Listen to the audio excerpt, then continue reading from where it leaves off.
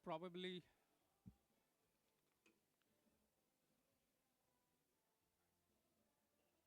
Hello, hello.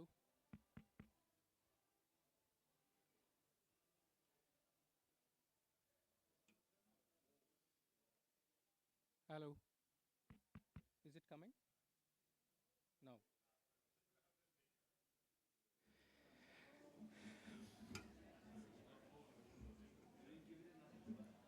Hello. Yeah, thanks.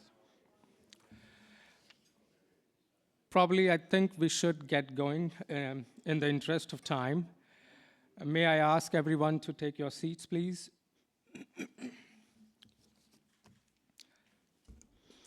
Kia ora, kotu katoa. Good morning, everyone. I'm Sanjay Bora, an engineering seismologist working at GNS Science in Wellington. It's a pleasure to welcome you to this plenary session this morning.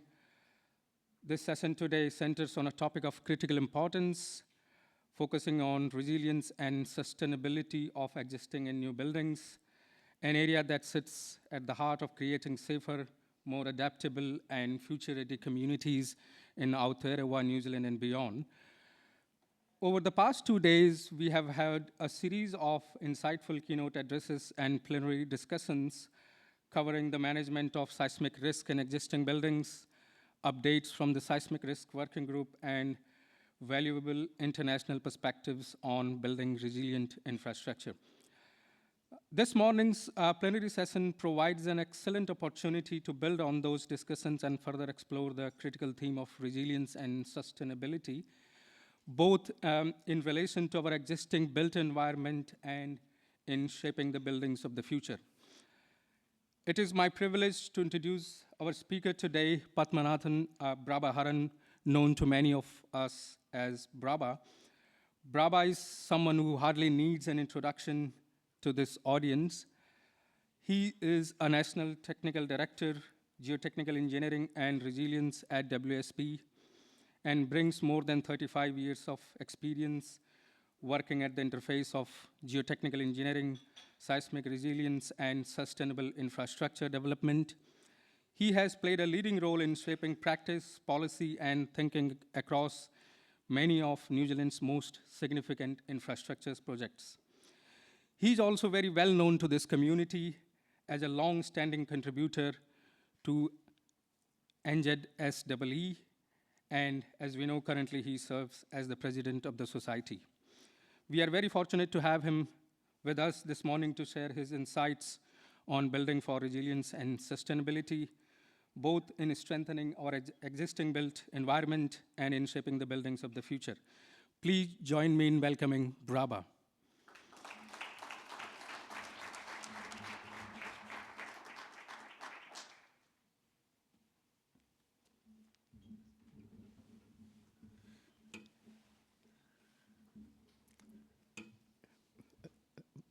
Welcome, kia ora.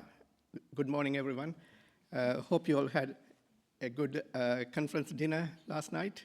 And so today I'm going to talk about some issues, just reflecting on some issues based on my experience and the current environment, and share my thoughts.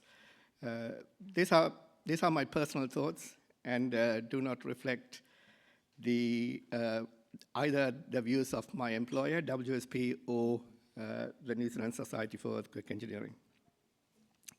Just with that caveat, let's talk about it. So I think we just need to reflect on the intersection between earthquake engineering, which we all love and do, and resilience and sustainability, and see how kind of they work or should work. So as a geotechnical engineer looking at resilience, I kind of work across the different sectors, both the building sectors, which is kind of the vertical construction, as well as infrastructure, which is horizontal or other parts of the built environment. So one of the things I'm keen to kind of look at is how the different sectors are working in sync or not today. So when I arrived in, going back some 35 odd years when I arrived in New Zealand, I used to go to, we have Kiwi barbecues and meet people in society. And they say, oh, what do you do? And I say, I'm a geotechnical engineer. They say, what? What's that? And after Christchurch earthquake, everyone knows what a geotechnical engineer is. But more importantly, then I say, well, I work in earthquake engineering. And no, okay, earthquakes. New Zealand is at the forefront of earthquake engineering, right? And so I said, are you worried about earthquakes and what it'll mean to your life? And they said, no, New Zealand's engineers are great, right? So we'll be able to just sail through an earthquake. So that kind of always worried me in the back of the mind, is that there is a disjoint between the societal expectations and what we do in our professional practice, or what we used to do, which was focusing just on life safety. Fast forward 35 years, thanks to Helen Ferner and her team, we had this resilient buildings project, which the society led with the help of NZSEE. And if you look at the key outcomes from that, is that, yeah, safety is a given, right? Safety is given. But Kiwis want more than life safety, and in particular, the economic and social recovery. Speed of recovery is of particular importance and priority for some buildings. And the appetite for risk and expectations vary across different parts of the sector. So these are key learnings which we need to take through into what we do in our practice. So that brings us to the concept of resilience, which is this combination of functionality and quick recovery. And I often use this little diagram, which is useful. So we are trying to look at these two metrics of resilience: the level of functionality provided by our built environment, whether it's infrastructure or buildings, and being able to recover quickly after events such as earthquakes. Doesn't necessarily mean that needs to be very strong, and doesn't necessarily mean that we should avoid damage, but we need to be able to recover the functionality quickly. So just then reflect on the Christchurch earthquake. And we have seen these pictures many, many times over the last 15 years. There was so much damage, but only 2 buildings collapsed. So from a life safety perspective, other than those 2 buildings, we were fine. But let's think about what that meant for sustainability. So sustainability is the ability to meet the needs of current society and those of future generations. So from a climate change perspective, we can say it is the meeting the needs of the current society and their functionality, as well as preserving the environment for future generations. So if we reflect on Christchurch earthquake, and after the Christchurch earthquake, many, many buildings were destroyed, damaged, or pulled down, lost functionality, people were displaced. And is that good sustainability? Just a couple of days ago, Anne Scott delivered her talk on sustainability, and she said we can save a lot of carbon emissions by strengthening rather than demolishing buildings. So kind of ask the question, by extension, can we say we can save a lot of emissions by strengthening rather than allow the earthquakes to demolish them and having to rebuild them?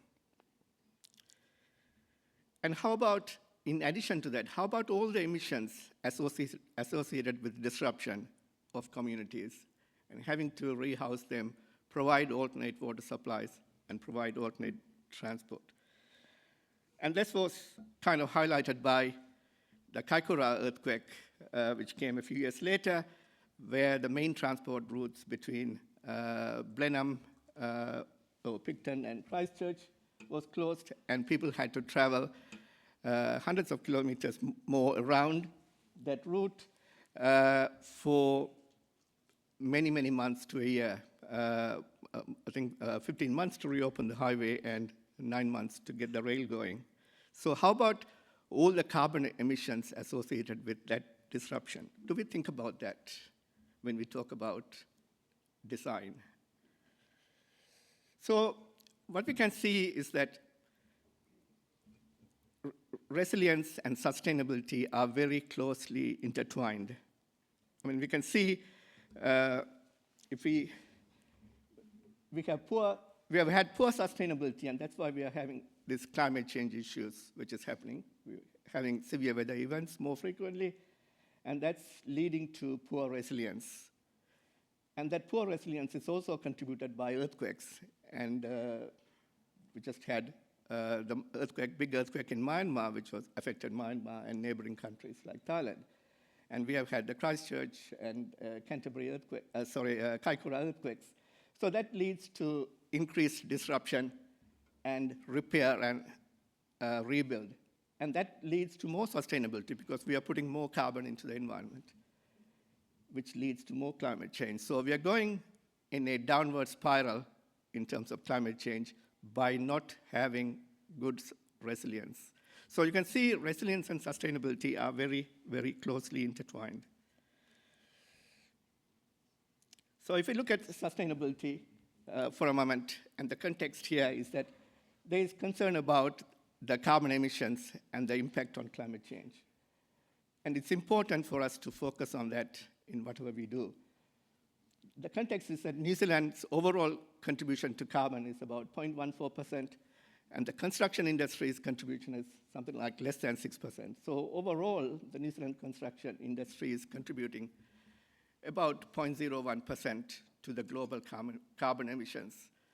But we say in our country, small drops make the ocean. So we need to focus on our part in contributing to that resilience. But in doing so, we need to focus on the big issues which cause these sustainability issues and carbon emissions, like these big earthquakes, which cause a lot of damage and disruption with a lot more carbon emissions, and also the climate change impacts like Cyclone Gabriel, which again caused a lot of disruption and rebuild. So let's look at some examples. In Christchurch, we saw on the left-hand side, Bexley, where there was severe liquefaction and the whole neighborhood, the brand new neighborhood had to be rebuilt. And I remember going a few days after that, and the people came to us and said, look, we were sold these houses saying you are living around with a nice wetland, and now our houses are in the wetland, and the wetland has come up. And it was very sobering to see such an impact on society. And then we had the same with the Christchurch Red Zone. And then a good example is that a few years later, Blenheim, the Marlborough District Council, were looking at their urban growth strategy, and they had all planned it out, and they were going to grow to the south and east, the red areas shown on that map. And after Christchurch, they kind of got cold feet and asked us, oh, can we have a look at the resilience of this area? So when we had a look at it, that's probably the worst area they could expand into, because severe liquefaction to the east, and also lateral spreading because you had the rivers and watercourses running through that area. Of course, as engineers, we can engineer through that. We have all the tools. We can do ground improvement, and we can improve it so that we can rebuild. But when we thought about it, when we expand into an area, it's not just about 50 years of design life of the buildings. That area becomes urbanized for perpetuity, which means for the future, we are consigning communities to poor resilience and additional cost of rebuilding in that, building in that area.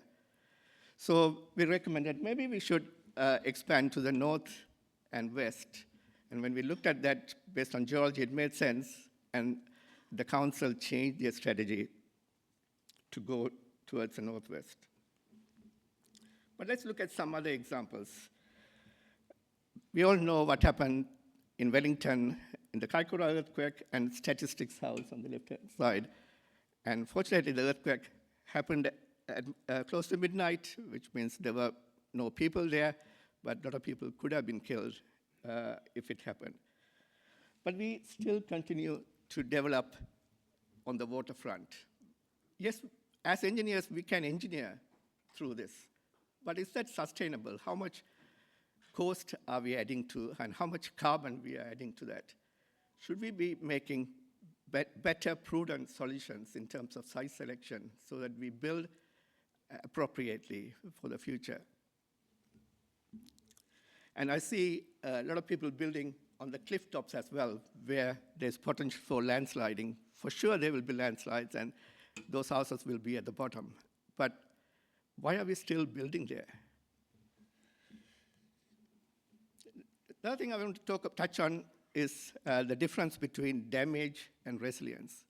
And this is just drawing back on some example from our visit to China after the Wenchuan earthquake in 2008. We went there 6 months later as part of the Earthquake Society mission, and on the left-hand side, you see the bridge was cut off by fault rupture, and 6 months later, it was still cut off. And who knows how many more months or years it was still cut off. On the right-hand side, we see a road which was also cut off by fault rupture, but within a few hours or a day, they were able to ramp up and restore access. Functionality was restored. So both routes were damaged, but one was able to recover very quickly and the other wasn't. One had a lot more carbon and the other had much less carbon. So we need to kind of think about some of these issues. So closer to home, when we need to kind of look at these micro-siting issues so that we can build in more resilience and sustainability. So this is Transmission Gully. I kind of talked about it before, but just mentioning, we originally had this yellow alignment, white alignment, where there were a lot of half bridges and bridges, which were crossing major active faults, and at the bottom of steep hillsides prone to landsliding. So in an earthquake, those viaducts and bridges would be history. They wouldn't be able to withstand the forces of nature. So we had to think about it, and we changed the alignment a little bit to the other side of the valley, which meant we only crossed the fault once and on an embankment. Both the embankment and the bridge will be damaged, but the embankment can be quickly restored using some earth-moving machinery, whereas the viaduct will take years to rebuild. And how much carbon is lost in that process. So this is a building example. On the left-hand side is just a picture of an apartment block, and this is an apartment block similar to this we were looking at in Christchurch after the Canterbury earthquakes. And it was not very far from the river, which means you can see the red, orange areas prone to liquefaction and lateral spreading. But just by thinking of it before we planned the building, we were able to recommend siting the building far away from the river and have car parking and garden areas closer to the river. We always need car parking and garden areas, but making that choice as to where we do that micro-siting helps us improve resilience and sustainability. Let's go back to Christchurch. So this is a Fairmead Bridge in Christchurch, which was severely damaged by the earthquakes due to liquefaction and lateral spreading, which meant the bridge had to be rebuilt, and it served a significant community in Christchurch. So the council said to us, well, we have to rebuild after the earthquakes, and this is one of the first projects which is going to happen, and we need to focus on resilience and have this as a showcase of being able to design and rebuild after an earthquake. So this is what we had. very deep liquefiable sediments. So we thought about how we could build it more resilient by focusing on these twin metrics of resilience. So rather than the original 3-span bridge, we chose a 2-span bridge, 2 main spans, with the pier in the middle, away from the lateral spreading embankments. And then we had 2 short land spans at the end. So if you had liquefaction and lateral spreading, yes, you will get some damage to the land spans. You can put some steel plates across and drive over, and then you can quickly jack up or repair these small land spans. So you can see how thinking about not just damage, but about functionality and quick recovery helps achieve greater resilience at much reduced cost, because we didn't have to ground improve and improve the ground or build in big abutments with deep piles. In fact, we made the piles quite slender at the piers so that it attracts less load from lateral spreading. So what I'm trying to bring here is that this early focus on resilience and sustainability helps us achieve solutions which are more cost-effective with less carbon. And yeah, that's the bridge as it looks like. It's not as big and attractive as the Bay bridges and the Manila bridges Marvin Nada was showing us a couple of days ago, but nevertheless, fit for purpose solution here. So in summary, for that part, resilience focus is important. And damage doesn't equal resilience. So we can't just focus on damage. We need to think about resilience. The building form is important, whether it's infrastructure or buildings. And early integrated focus is fundamental to achieve this. So designing for resilience requires focus on the location, so we choose the right locations, focus on the level of functionality we need for that particular structure in that particular context, rather than a general thing for everything. Look at the form of that structure, the building form, and then we can focus on a resilience-based design, looking at the whole life cycle rather than just the initial cost and carbon. So from NZSEE, Mustafa yesterday talked about the bridge manual being quite advanced compared to what others are doing around the world. So this is way back before 2010. The bridge manual has been focusing on resilience. So it looks at potential loss of service and how quickly we can recover as a means of achieving more resilient bridges and other highway structures. So that is a good thing that we have that, but we probably need to have that more across all of our built environment.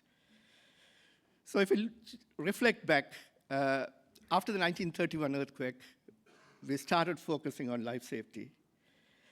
And then in about 1990, we were looking at displacement-based design, which led to low-damage design solutions. And then we started looking at around 2000 more performance-based design. So we were looking at performance, so kind of functionality.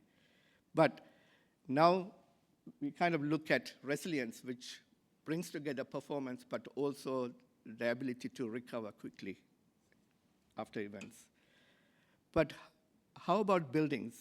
Should we not look at this resilience when we design, or look at our building stock when we strengthen? The other thing I want to talk about is that the important to look at a holistic system. So this is looking at the resilience of Wellington region's transport network. So focusing on resilience, we looked at these twin metrics of availability or functionality and the time for recovery or outage. By focusing on that, we were able to identify, as a system, how is it going to perform from a resilience perspective. And you can see the purple red areas, the worst performing with poorest resilience. So that meant we were able to look at resilience for the system and develop a business case for enhancing resilience of the whole transport system, taking into account of that. How about, and you can see here how the overall network looks like and the resilience and needs. But how about buildings? Should we not be looking at the resilience of our building stock? Because when there's a big earthquake, like if you think about Christchurch earthquake, what matters to society is what happens to the whole city or whole town from a resilience perspective. So how do we bring about that in our thinking, rather than just focus on individual buildings? And people keep talking about Eketahuna, so you can see Wellington on the left-hand side, Eketahuna on the right-hand side. Completely different contexts, completely different building stocks, and completely different societies. So we need to be able to nuance our approach to dealing with these building stocks by looking at the stock as a whole and how we deal with that.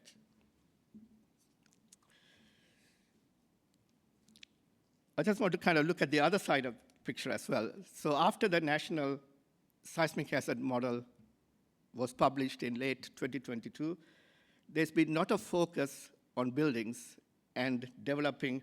MB has been focusing on developing design standards and recommendations for buildings, vertical buildings alone. We also need to focus on what we do with infrastructure and provide guidance on how to design for this increased knowledge of increased seismicity. But that's a vacuum. There's no one looking at that. There's no agency who is kind of taking responsibility for that. So that's a gap we need to address as a society. And we need there's a lot of research on building performance, which is great, but we also need to focus on infrastructure and how components of infrastructure perform and how we can improve the resilience by strengthening our design. There is a lot of work looking at infrastructure, but resilience, but that's kind of looking at doing studies, looking at how things perform, rather than how we can address these issues. So we need greater focus on research in that area and integration between research and practice. So we also need to think about the hierarchy of resilience when we look at mitigation, either a new design or strengthening. There's a lot of parts where the impact is low, where we could accept some damage and be able to recover or repair quickly. And there will be other parts where it's easily repairable, so we focus on reducing that damage and being able to repair quickly. But there will be some critical parts where we need to focus more in being able to achieve greater resilience through design. So let's just fall back in the context we are at. So we are at the intersection of knowledge of very high seismicity in the country for a lot of areas of New Zealand. We need greater sustainability to deal with climate change. We need more resilient communities. But we also have severe financial constraints, which is driving a lot of things which is happening in the industry. And in that context, there are a lot of things happening. We are having the issue of TS 1170, providing guidance for design with the new seismic hazard. We are developing new seismic design standards. We are looking at critical infrastructure. And the government is reviewing how we are going to manage the risk to existing buildings. And there is review of how we deal with emergency management. So we need to kind of deal with this holistically, because when we look at resilience, it's not just about design, not just about new or existing construction, it's also about emergency management so that we can quickly recover. So the silver lining is that There's this, you probably would have heard in 2005, 25, there's this planetary alignment with a lot of planets coming into line. But we also have a planetary alignment in the earthquake engineering sector with a lot of new standards, reviews happening. So it's an ideal opportunity for us to influence to get greater resilience and sustainability. So the question is, can we grab this opportunity to make a difference to our profession and to our society? Often we talk about the balance between the benefits and costs, and people often talk about the benefits of resilience and low carbon, but people always have this mindset that the financial cost is high. Is it affordable? The carbon cost is high. Is it affordable from a sustainability perspective? But as we have seen from the examples, if we really put focus and put our engineering thinking, that's what we learn engineering for, we can achieve all of them. We can get greater resilience, we can get greater sustainability at an affordable cost, if only we can focus on resilience and sustainability from early stages. So building resilience requires us to think about various things. So existing buildings, we need to reflect on, is this percentage NBS serving us well? Or should we focus more on what's really important for building owners and for society? Life safety, resilience, functionality and recovery, and sustainability, so that different levels of retrofit can be focused on depending on what is needed for that particular structure or town or city. So we need to focus on the highest risks early so that we can reduce the risk to society, both from a life safety as well as resilience perspective. In terms of new buildings, we need to focus on siting, building form, and also when we design, we need to focus on life safety and functionality as well as sustainability. And for infrastructure, we need more research into the performance of different parts of the infrastructure and retrofit techniques, and we also need some design standards which can look at how we can design for the higher levels of resilience, higher levels of seismic hazard with a focus on resilience. Thank you. So just a few thoughts for us to think about. Thank you.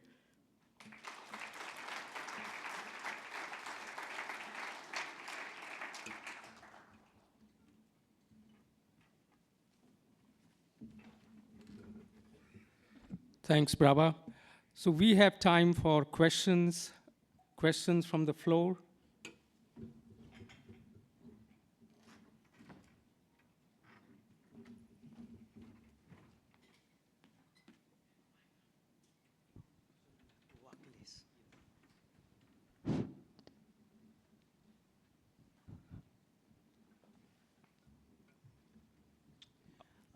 I am Jitendra Bothara.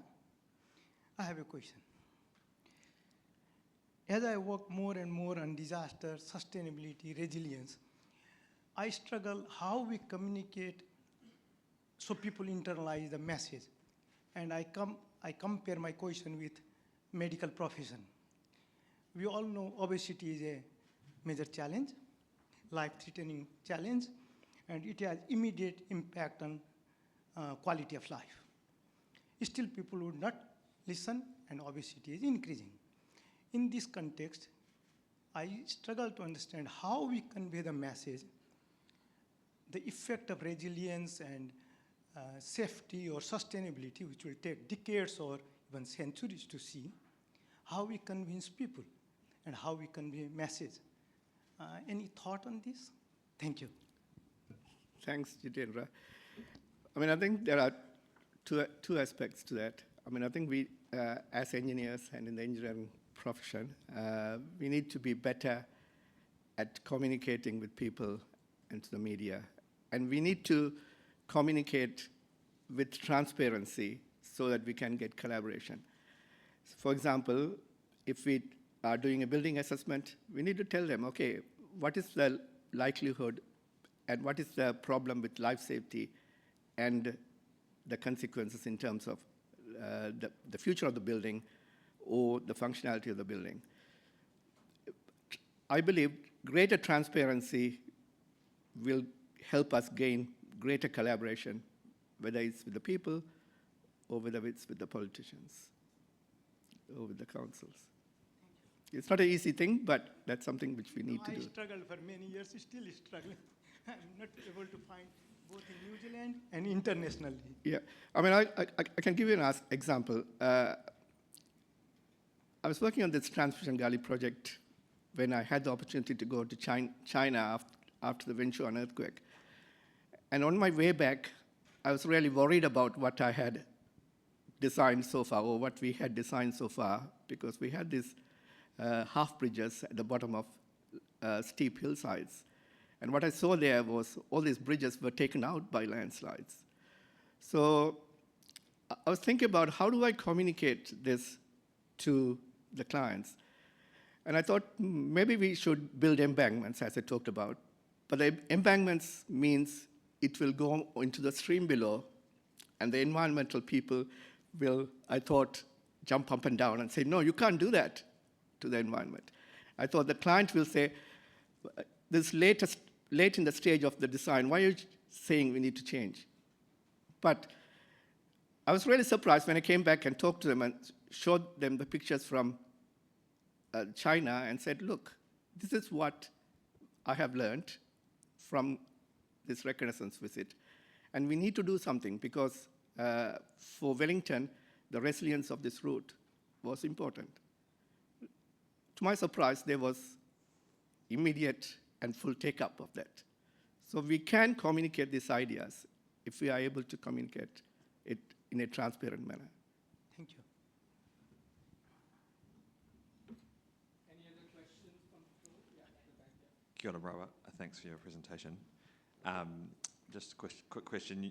One of the common questions that you posed today back to the room was how much carbon is lost, how much carbon does X or Y cost, either on its own or compared to other options. So clearly every project team has a need to measure and report and compare those options back to each other.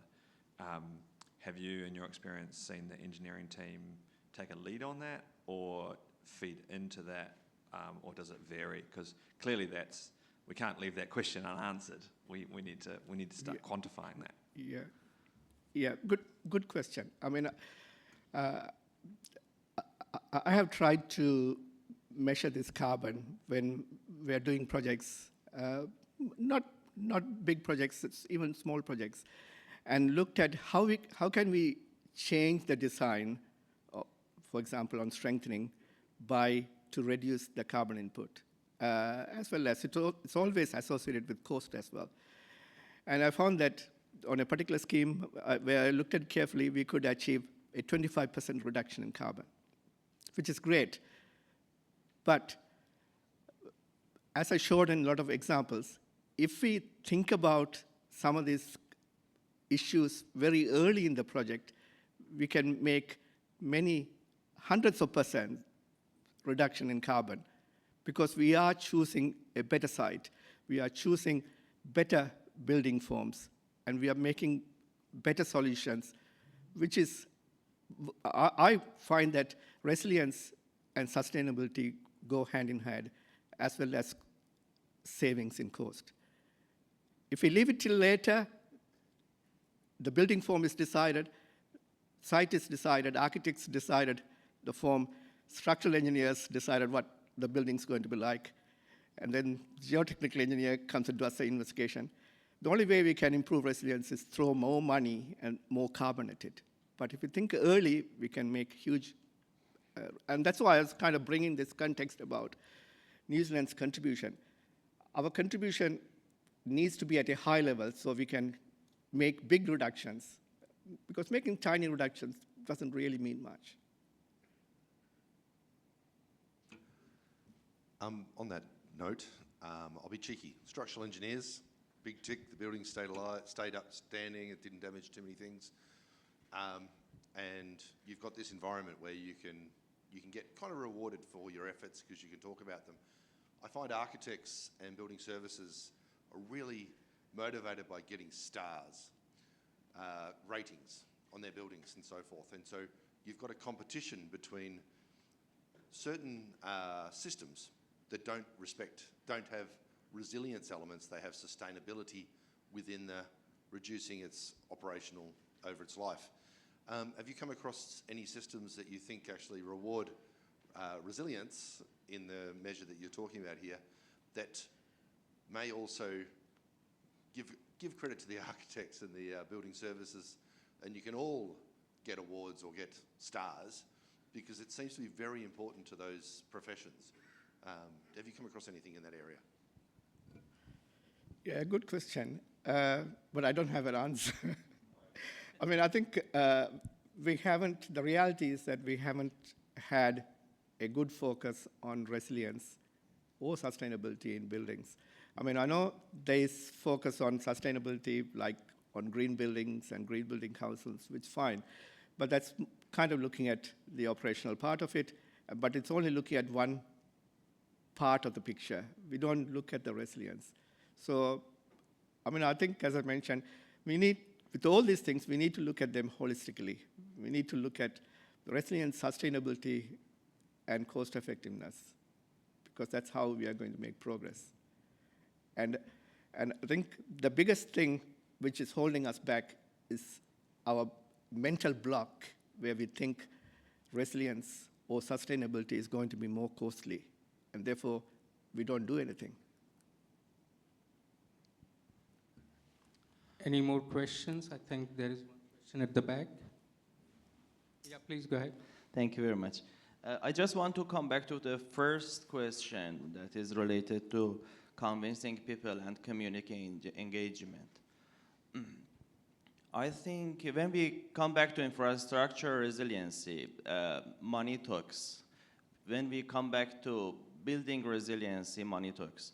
And for community engagement, stakeholder engagement, and bring people attention to the resiliency, I think we need to include economic models in the resiliency. We need to go beyond the performance time graph and bring the people attention to this fact that how we lost when a system doesn't work, how much we lost when a building doesn't work, how much the downtime cost is important. And with that, and engaging insurance companies and financial systems, we can bring more engagement from the community and the stakeholders. Thank you. Absolutely, spot on. I think we need more research in that area.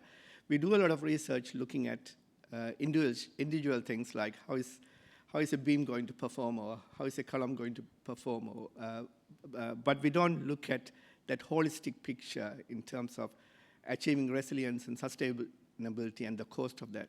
So I think we need to do a bit more research. I mean, even some of the examples I've quoted here, like the transmission gully, it's a no-brainer that embankment costs less in terms of money. It was proven that it was less in money, but it'll be good to look at the carbon. I mean, and so that we can have more examples with data behind it. I know Jenny Tipler talked about the data being important, and that's where we need a bit more research. So I agree. I can't agree more with what you say. Thank you. I think we are right on time because we have another session going 9:15. With this, we conclude this session, and please join me thanking again Brabha for the insightful talk. Thank you.